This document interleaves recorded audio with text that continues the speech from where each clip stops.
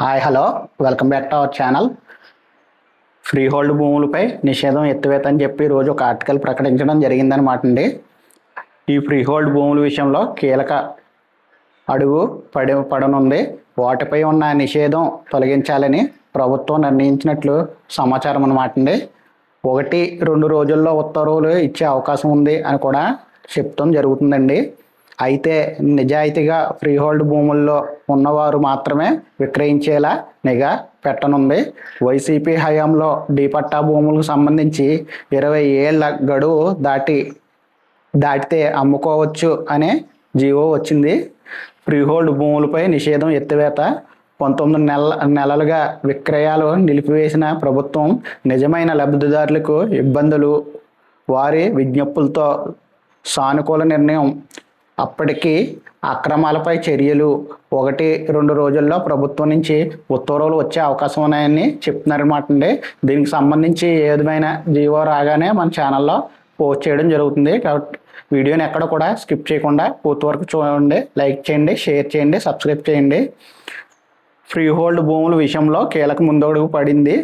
వాటిపై ఉన్న నిషేధం తొలగించేలాగా ప్రభుత్వం నిర్ణయించినట్లు సమాచారం. 1-2 రోజుల్లో ఉత్తర్వులు వచ్చే అవకాశం ఉంది. అయితే నిజాయితీగా ఫ్రీ హోల్డ్ భూముల్లో ఉన్నవారు మాత్రమే విక్రయించేలా నిఘా పెట్టనున్నది. వైసీపీ హయాంలో పట్టా భూములకు సంబంధించి 20 ఏళ్ళు గడువు దాటి అమ్ముకోవచ్చనే జీవో ఇచ్చారు. దీంతో వెంటనే కోట్లాది రూపాయల భూములు చేతులు మారిపోయాయి. కూటమి అధికారంలోకి వచ్చిన తర్వాత ఆ వివాదాస్పద జీవోపై సమీక్ష చేసి 20 సంవత్సరాలు పూర్తి కానివి సైతం ఫ్రీ హోల్డ్లో చూపి భారీగా అవకతవకలు జరిపినట్లుగా చెప్తున్నారన్నమాట అండి. పోరంబోకు భూములు కూడా వాటిలో చూపి విక్రయించినట్లు గుర్తించారు. దీంతో విక్రయాలపై నిషేధం విధించారు. కేబినెట్ సబ్ కమిటీ ఏర్పాటు చేశారు. సుమారు 19 నెలల్లో వీటిపై నిషేధం కొనసాగుతుండగా నిజమైన హక్కుదారులు తమ భూములను విక్రయించుకునేందుకు ఇబ్బందులు ఎదుర్కొంటున్నాడని ప్రభుత్వం గుర్తించింది.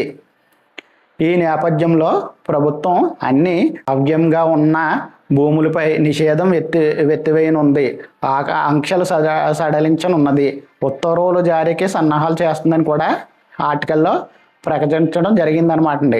ఆ జీవోలతో అక్రమాలు అంటే పాత జీవోల్లో చాలా అక్రమాలు చేశారని చెప్తున్నారు. వైసీపీ హయాంలో ఫ్రీ హోల్డ్ భూముల విషయంలో ఒక జీవో జారీ చేసింది. దాని ప్రకారం రాష్ట్ర వ్యాప్తంగా 13.59 లక్షల ఎకరాలు ఫ్రీ హోల్డ్ చేశారు. అందులో 5.74 లక్షల ఎకరాలు అక్రమంగా చట్ట వ్యతిరేకంగా నిషేధిత జాబితా నుంచి బయటకు తీశారు. వాటిలో 55,000 ఎకరాలు పక్కాగా రిజిస్ట్రేషన్ జరిగాయి. 8,483 ఎకరాల విషయంలో అక్రమాలు జరిగినట్లు అధికారులు తేల్చారని కూడా చెప్తున్నారన్నమాట అండి. దీంతో ప్రభుత్వం ఫ్రీ హోల్డ్ భూములు రిజిస్ట్రేషన్ నిలిపివేసింది, క్రయ విక్రయాలు నిషేధించింది. ఎన్నోసార్లు విచారణ గడువు పరిమితిని ప్రభుత్వం పెంచింది. ఎట్టకేలకు దీనిపై స్పష్టత రావడంతో చర్యలకు దిగనుంది. అప్పట్లో కీలకంగా వ్యవహరించిన మాజీ మంత్రులు, ఎమ్మెల్యేలకు నోటీసులు అందనున్నాయి. బాధ్యులైన అధికారులపై రెవెన్యూ శాఖపరమైన చర్యలకు పెంచనున్నది.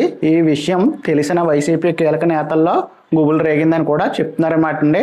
అప్పటి మంత్రి హస్తం రాష్ట్ర వ్యాప్తంగా జరిగిన ఫ్రీ హోల్డ్ భూముల్లో వ్యవహారంలో వైసీపీ ప్రభుత్వంలో పనిచేసిన 6 మంత్రుల హస్తం ఉన్నట్లు తెలిసింది. 42 మంది ఎమ్మెల్యేలు, ఎమ్మెల్సీలు, 120 మంది వైసీపీ కీలక నేతల ప్రమేయాన్ని రెవెన్యూ ఉన్నతాధికారులు నిర్ధారించారని కూడా చెప్తున్నారన్నమాట అండి. అందులో భాగంగా వైసీపీ హయాంలో జిల్లాలో మంత్రిగా వ్యవహరించిన వారి పేర్లు బయటపడినట్టు తెలుస్తుంది. 1-2 ఎమ్మెల్యేలు సైతం అప్పట్లో భూ వ్యవహారంలో తలదూర్చి ఆరోపణలు ఉన్నాయి. 22 మంది డిప్యూటీ కలెక్టర్ ప్రమేయం ఉందని తేలగా మన జిల్లాకు సంబంధించి ఇప్పటికే 2 అధికారులకు ప్రభుత్వం నోటీస్ ఇచ్చిందని కూడా చెప్తున్నారన్నమాట అండి. జిల్లాలకు సంబంధించి వేలాది ఎకరాలు ఫ్రీ హోల్డ్లో వెళ్ళడంపై అనేక అనుమానాలు ఉన్నాయి. వేప మండలంలో ఒక గ్రామంలో ఫ్రీ హోల్డ్ చేసిన భూమిని రిజిస్ట్రేషన్ చేయడంతో ఆ భూమి రిజిస్ట్రేషన్ రద్దు చేశారు. అప్పట్లో ఈ భూమి విషయంలో చక్రం తిప్పిన జేసీ ఆర్డీఓపై కూటమి సర్కార్ చర్యలకు దిగింది. మరోవైపు నిర్లక్ష్యంగా వ్యవహరించిన 10 మంది తహసీల్దార్కి నోటీస్ ఇచ్చారని కూడా చెప్తున్నారన్నమాట అండి. అయితే అధికారులు కేవలం పాత్రదారులు మాత్రమే, సూత్రధారులు అప్పటి వైసీపీ నేతలు అధికార యంత్రాంగాన్ని అడ్డు పెట్టుకొని భూదంద తెరలేపారని విమర్శిస్తున్నారనమాట అండి.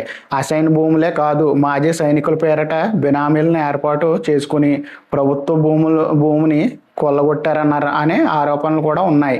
దీంతో వారందరిపై కఠిన చర్యలు దిగే అవకాశం కనిపిస్తుంది. ప్రధానంగా జిల్లాలోని భోగాపురం, ఎస్కోట, కొత్తవలస, గజపతి నగరం ప్రాంతాల్లో పెద్ద ఎత్తున అసైన్ భూముల రిజిస్ట్రేషన్లో జరిగిన రెవెన్యూ అధికారులు గుర్తించారు. వాస్తవానికి వీటిపై సీరియస్గా దృష్టి పెట్టాలని తహసీల్దార్ ప్రభుత్వం స్పష్టమైన ఆదేశాలు జారీ చేసింది. కానీ అప్పట్లో వైసీపీ నేతలు ఉన్న అనుభవం, పరిచయం దృష్ట్యా తహసీల్దార్ పెద్దగా దృష్టి పెట్టలేదు. దీంతో ప్రభుత్వం సీరియస్ అయింది.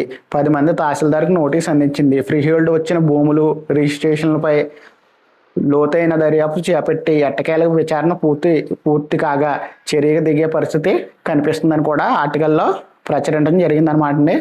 ఇది అనమాట. ఇక 2-3 రోజుల్లో దీనికి సంబంధించినటువంటి జీవో కూడా రావడం జరుగుతుందని చెప్తున్నారనమాట అండి. ఈ జీవో రాగానే జీవో మన ఛానల్లో పోస్ట్ చేసి ఆ జీవోలో ఏముంది, ఏ భూముల్ని ఫ్రీ హోల్డ్ చేస్తారు, అసలు ఏ విధంగా ఐడెంటిఫై చేస్తారు ఏంటనేది పూర్తి ఇన్ఫర్మేషన్ మన ఛానల్లో పోస్ట్ చేయడం జరుగుతుందండి. కాబట్టి మన ఛానల్ లైక్ చేయండి, షేర్ చేయండి, సబ్స్క్రైబ్ చేయండి. Thank you for watching.